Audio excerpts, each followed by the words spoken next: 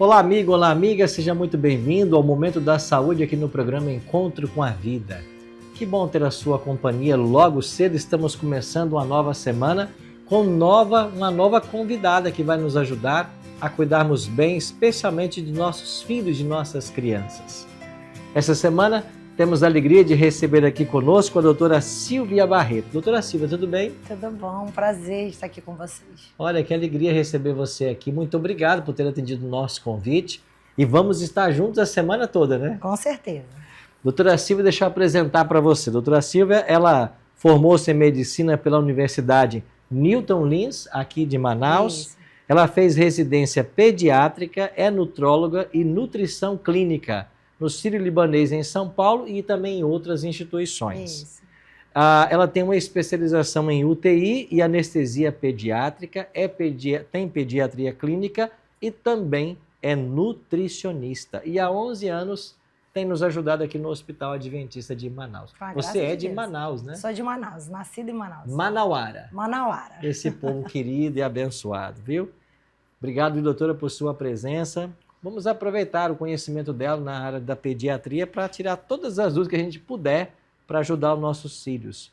E eu queria começar perguntando, doutora, sobre os marcos do desenvolvimento na infância de uma criança. Quais são os marcos mais importantes? Assim, quando você me pergunta sobre marcos de desenvolvimento, a gente sempre pensa que são habilidades que as crianças deveriam estar fazendo em determinado ponto de idade. Certo. Né? Então, existem vários marcos de desenvolvimento que são importantes. Mas aí eu sempre tenho que perguntar qual é a idade dessa criança. Então, quando a gente pensa em 3 meses, o que ele deveria fazer com essa idade? Então, levantar a cabeça, o sorriso social, o engatinhar é o único marco que a gente não conta, porque é o que a criança pode passar. Mas o sentar aos 6 meses, o sentir a falta da mãe aos 9 ou das pessoas, de objeto, trocar um objeto de uma mão para outra. Então, por isso a importância do acompanhamento contínuo, principalmente no primeiro ano de vida.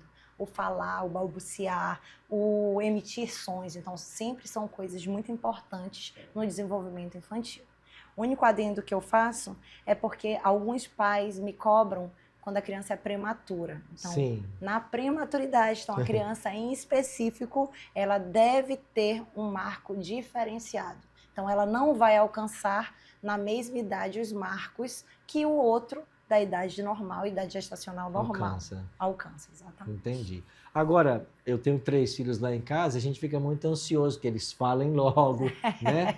Mas, assim, também varia um pouco de criança para criança, Sim, né? nós temos uma faixa, né, que nós podemos aguardar. Mas o que é importante? Aos 2 anos, uma criança está reconhecendo os objetos, falando o nome de objetos e começando a falar frases simples. Então, Entendi. Eu quero água, me dá a bola. Então, isso é importante. Até essa idade não tem nenhuma preocupação dos pais, né? Depois, até porque quando começam a falar, aí ninguém segura mais. Nunca mais para.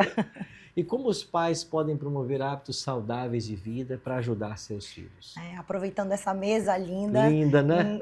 Sempre dando exemplos. Então, o exemplo de casa é aquele que a gente vai levar à praça. Então, se o meu pai demonstra que come saudavelmente, né? Então ele come frutas, come colorido, ele pratica esporte, ele brinca comigo. Então, isso já são maneiras de estar educando o meu filho para que ele tenha hábitos saudáveis. Então, o exemplo, ele é mais forte do que a palavra. Então, começar a acostumar a levar as crianças a brincar, sentar para brincar. Então, muitos pais chegam para mim e falam: doutora, o meu filho não brinca sozinho, mas é difícil a gente adquirir um hábito de brincar. Sim, se eu não sento no chão com ele e começo a brincar com ele, se eu mostro como brinca, se eu sento na mesa e eu como diferente do que do que eu estou oferecendo para o meu filho, também é complicado. Então, eu preciso dar exemplo para manter hábitos saudáveis. E essa dica é muito boa, especialmente para um tempo onde nós vivemos de telas, né? Com certeza. As crianças querem telas o tempo inteiro. Então, tira a tela da mão da criança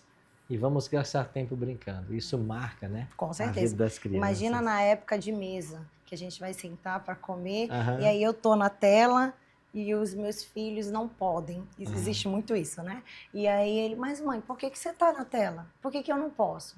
Então, eu acho que esse momento... Incoerência, né? Esse momento é sagrado, de comer sentando com a família, sem tela, mostrando os alimentos, né? Aproveitando nessa hora, mostrando que eu como salada, que eu como fruta, que eu tenho uma refeição balanceada, é muito importante. Interessante.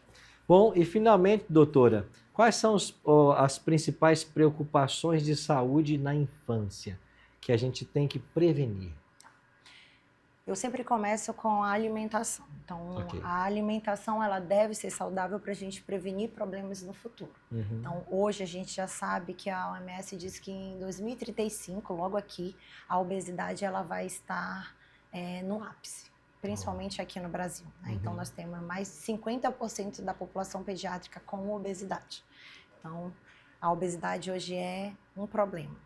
O outro, problemas de ansiedade, né? Então, nós já vemos cada vez mais novos as crianças com problemas de ansiedade, crianças que têm sintomas simulando um autismo, na verdade é mais excesso de tela, e principalmente as doenças infecciosas, que podem ser evitadas na sua maioria por uma vacinação. Ok, então cuidar com o calendário vacinal e uma boa alimentação, o máximo natural possível. Sim. E atividade física. E atividade física não pode fazer. Doutora, muito obrigado, viu? Amanhã você volta? Volto com toda certeza.